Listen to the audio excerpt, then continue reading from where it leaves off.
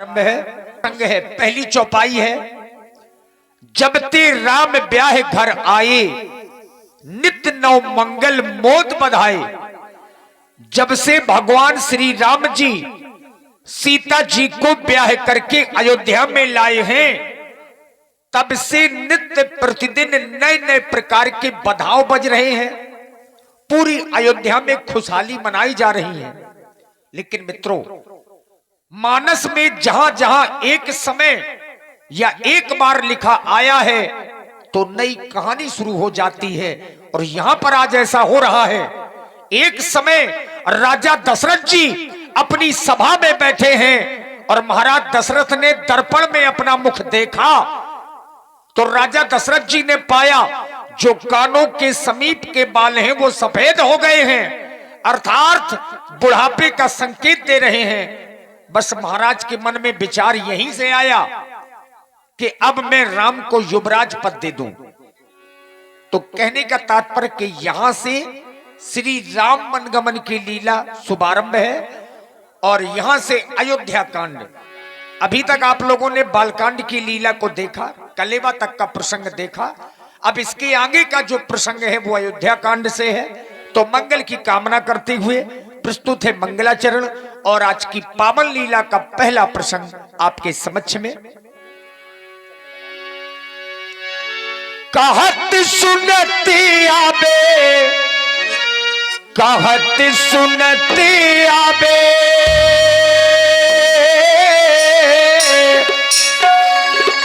कहत सुनती आबे, अखियों में पानी ये है राम कहानी। सुनो रे राम कहानी, राम कहानी, सुनो रे राम कहानी। श्री राम जय राम जय जय राम, श्री राम जय राम जय जय राम।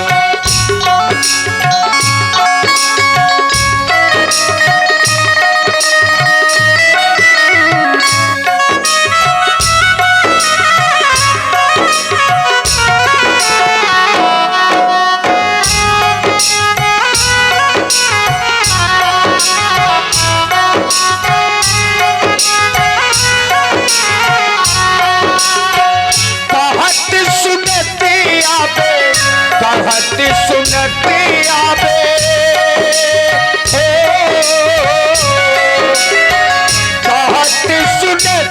आबे, अखियों में पानी। राम कहानी सुनो रे राम कहानी, राम कहानी सुनो रे राम कहानी। श्री राम जय राम जय जय राम, श्री राम जय राम जय जय राम।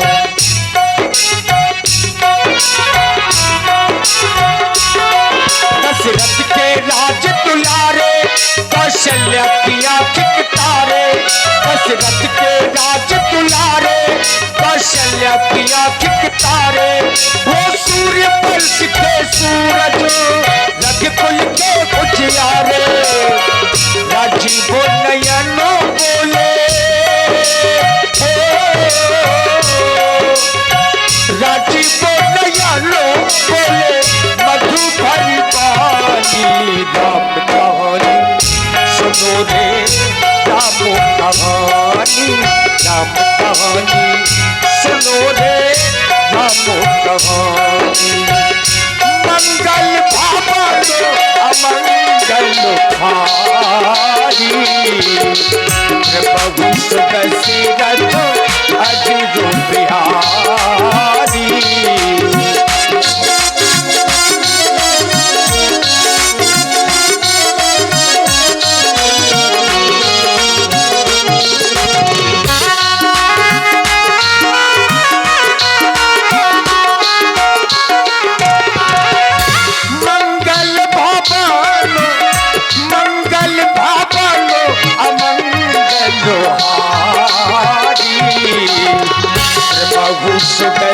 दशरथ अजिरो बिहारी। जब जब से भगवान श्री राम, साज बहुत तेज है, थोड़ा थोड़ा धीमा रखिए। जब से भगवान श्री राम सीता जी को ब्याह करके आए हैं, जब ते राम ब्याह घर आए, नित्य नौ मंगल मोते बधाए।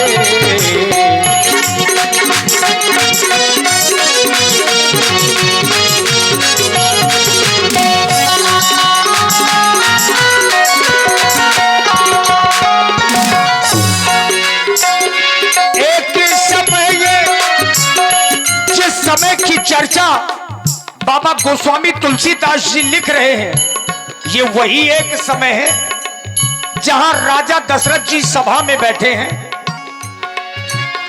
एक समय के सब सहित समाजा, राज्य सभा रघुराज विराजा, राज्य सभा रघुराज विराजा, राज्य सभा रघुराज विराजा। हुई धर्म की उन्नति, ये सकल पाप की क्षय। एक बार सब मिलकर बोलो, महाराज दशरथ के जीवन की जय, महाराज के जीवन की जय। ये सितारे हिंद का रुतवा रहे सरताज काला, हमेशा खुश नजर बख्शे मेहरबानी का हक ताला। उदू की जान पर गालिब हमेशा खौफ खंजर हो, ये फतेह इकबाल लक्ष्मी का कदम कब्जे के अंदर हो। ये आपके मानेंद्र चमके तेज शाही आपका, दिन पे दिन रुतवा बढ़े श्री राजन महाराज का, महाराज के जीवन की जय जयकार हो। भैया थोड़ा थोड़ा साज कम कर लो, बहुत तेज साज है, हाँ, ताकि शब्द किसी कलाकार के दबेंगे नहीं। और आप हैं हमारे श्री वीर सिंह भैया, आपकी ओर से 21 पुष्प मुद्राएं प्रदत्त हैं। और भाई असेंद्र राजपूत कंट्रैक्शन और रवि हमारे प्रजावासी। महाराज, एक राजा का दायित्व, एक राजा का धर्म हर समय ये आदेश करता है, हमें अपने जीवन की सच्चाइयों का सामना करना पड़ेगा। उन सच्चाइयों से हम भाग नहीं सकते। जो हमारे द्वारा कृत्य किया जाएगा, हमारे द्वारा जो कर्म किया जाएगा, उसका सामना उसके फल के रूप में हमारा करेगा। और ये अटल सत्य है कि उसका सामना हमें करना पड़ेगा। उसी तरह से एक राजा का धर्म है। जिस राजा को है नहीं ऊंच नीच का ज्ञान, ऐसे राजा को तो पशुतुल्य कह दिया गया है। जिस राजा के राज में ये प्यारी प्रजा दुख पाती है, वह राजा अवश्य ही नरक का गामी होता है। क्योंकि मनीषियों ने कह रखा है, क्या कहा है? ये जासो राजो प्रिय प्रजा दुखारी, सो नृप अवसो नरक अधिकारी। जिस राजा के राज में ये प्यारी प्रजा दुख पाती है, वो राजा कभी चैन की नींद नहीं सो सकता। अंततोगत्ता उस व्यक्ति को नरक के पथ की ओर प्रदर्शित करना पड़ेगा, उस पथ की ओर अग्रसर होना पड़ेगा। मनीषियों ने विचार किया कि संसार में सुंदरता, ऐसा कौन सा व्यक्तित्व है जिसे सुंदरता से प्रेम न हो। सुंदरता शब्द ही आकर्षण का है। सुंदरता से प्रत्येक व्यक्ति को प्रेम है, लेकिन जीवन की सुंदरता क्या इत्र वस्त्र आभूषण हो सकती है? कदापि नहीं। जीवन की सुंदरता इत्र वस्त्र आभूषण नहीं हो सकती। तो मनीषियों ने कहा कि जीवन की सुंदरता सच्चाई क्या है? आचार्यों ने प्रमाण दिया, जीवन की सुंदरता का प्रतीक बन सकते हैं हमारे संस्कार, जीवन की सुंदरता के प्रति सजग बन सकते हैं हमारे सदाचार, हमारा व्यक्तित्व। तो यदि जीवन का श्रृंगार करना है, इस अमूल्य शरीर का श्रृंगार करना है, तो इत्र वस्त्र आभूषण नहीं, संस्कार, सदाचार, व्यक्तित्व की आवश्यकता है। तब प्रकृति हमारा सहयोग करेगी और जीवन सुख में हो जाएगा। आचार्यों ने कहा कि सुंदरता का प्रतीक इस संसार में नारी को माना गया, यहां तक कि उस नारी को यह कहा गया, यत्र पूजन्ते नारी तत्र नमन्ते देवता। जिस स्थान पर नारी की पूजा होती है उस स्थान पर देवताओं को वास करना पड़ता है, विवश होकर भी।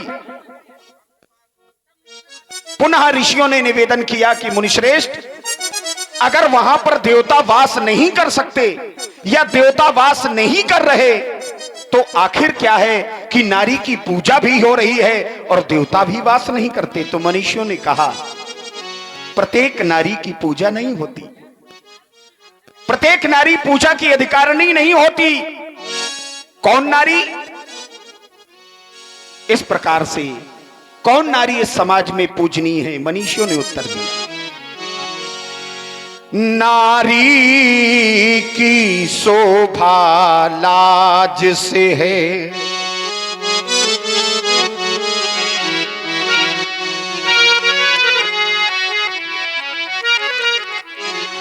नारी की शोभा, नारी की सुंदरता, नारी का समर्पण, त्याग, तपस्या, वो उसकी पूजा साधना केवल उसकी लज्जा पर निर्भर करती है।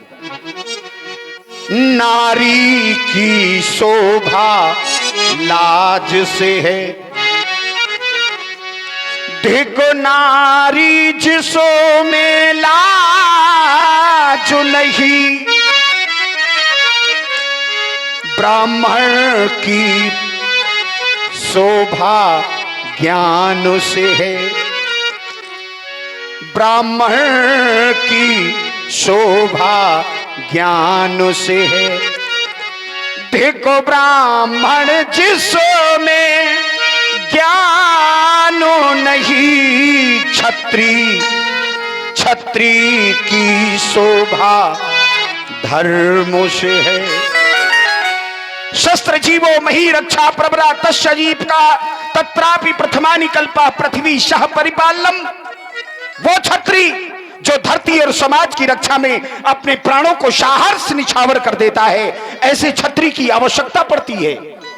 छत्री की शोभा धर्म से है, देखो छत्री जिसमें धर्म नहीं, राजा की शोभा ये न्याय से है, देखो राजा जिसमें न्याय नहीं। जिस नारी ने लज्जा का परित्याग कर दिया हो ऐसी नारी को नष्ट हो जाना चाहिए।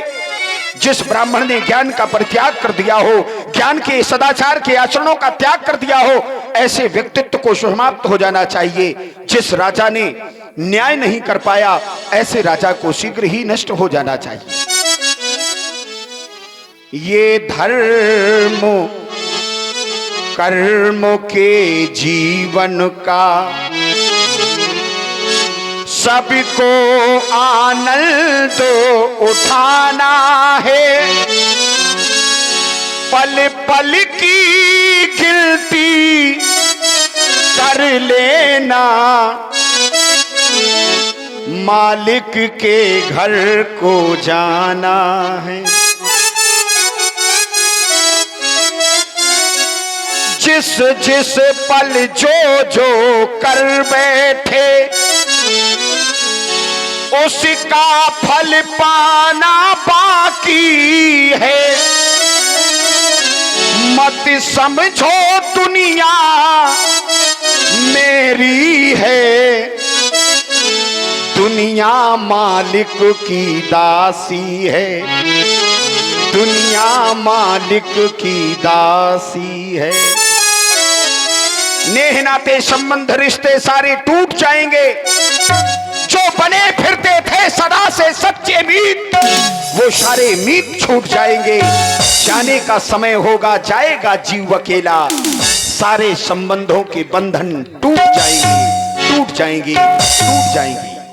राजमंत्री, एक राजा का जो धर्म कहता है प्रजा का सुख, प्रजा की शांति, मैं जानना चाहता हूं, तुम लोगों के द्वारा मेरी प्रजा में किसी भी प्रकार का कोई असंतोष, हमारे द्वारा बनाए गए नियमों से प्रताड़ित हमारी प्रजा में किसी प्रकार का कोई कष्ट, अवगत कराओ।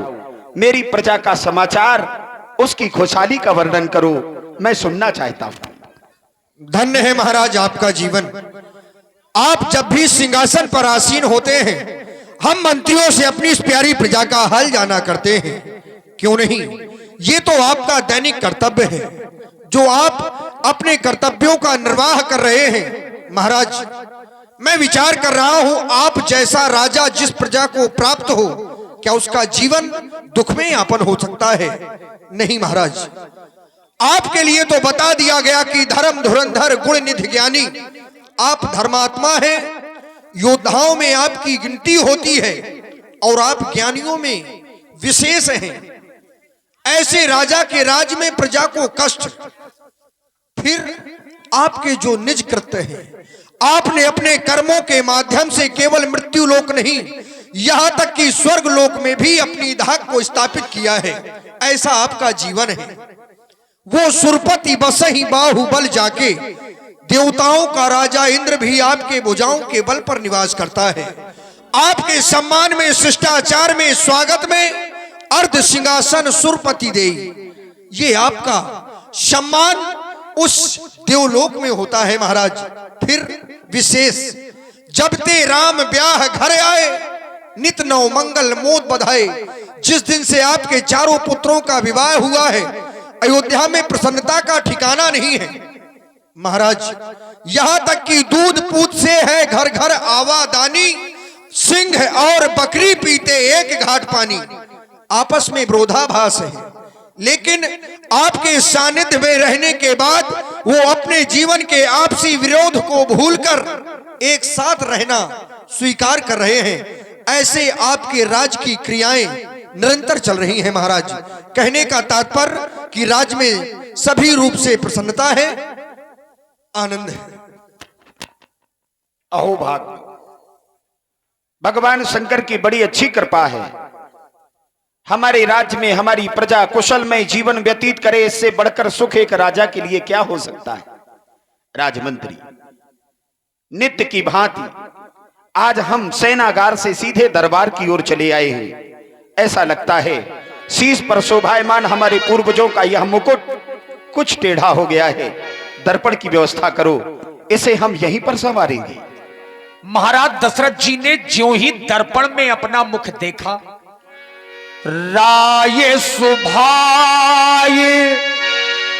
मुकुर कर लीना, बदन बिलो की मुकुट सम कीन्हा। मुकुट बराबर किया और तभी राजा जी का ध्यान श्रवण समीपे भगे सित के साथ, मनहु जरठ पनु असी ओपदेशा। और आप हैं हमारे श्री ब्लॉक प्रमुख।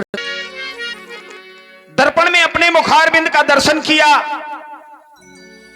अद्भुत आभा एवं अद्भुत तेज का दर्शन हुआ। लेकिन हमारी दृष्टि जिस समय कान के समीप पहुंची, देखा क्या, वहां के श्वेत केस हमें आदेशित कर रहे हैं। राजा दशरथ, जीवन व्यक्ति को मिला है लेकिन चार पहलुओं में बटा हुआ।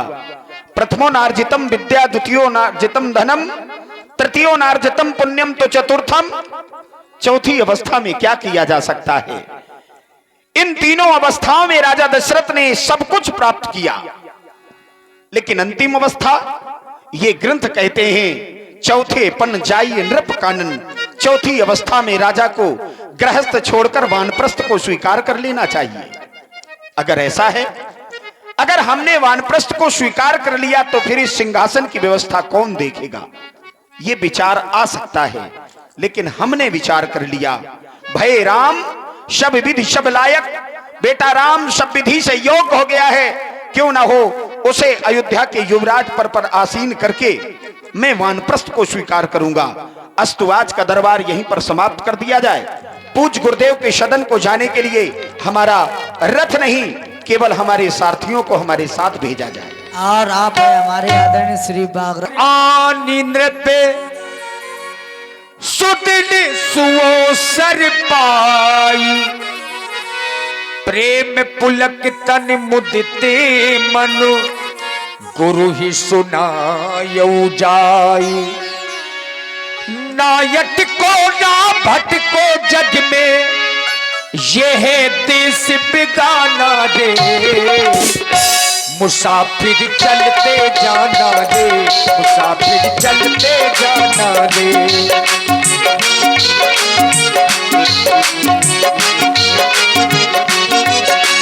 नायक को ना भटको जग में हो, नायक को ना भटके जग में, देश बेगाना रे, मुसाफिर चलते जाना रे, मुसाफिर चलते जाना रे।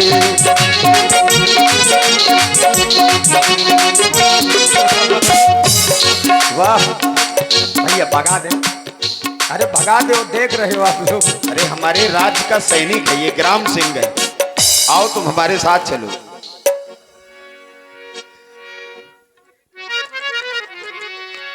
दीनों पर दया करने वाले भक्त वत्सल, प्रत्येक जनमानस के जीवन में ज्ञान रूपी दीपक को जलाने वाले पूज्य प्रकाशक दशरथ का कोटि कोटि वंदन, अभिनंदन, प्रणाम स्वीकार हो, प्रणाम स्वीकार हो। उर्का कमल खिला दो,